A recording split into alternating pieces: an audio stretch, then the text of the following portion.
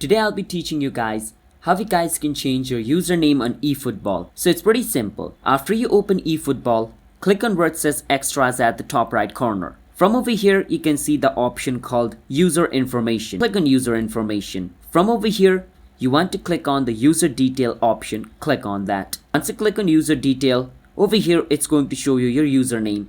So my username is EFB and like random numbers. So if I want to change it, I need to click on my current username. Once I click on my current username, it's going to give me the option to change it. So I can edit it to anything I want. So my username is going to be Witchy Kevin. This is going to be my username.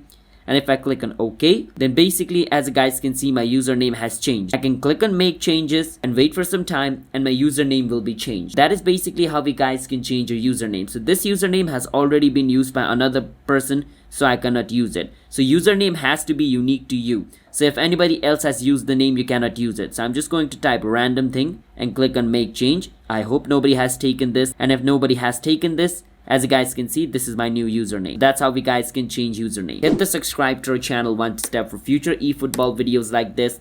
I'll see you guys next time.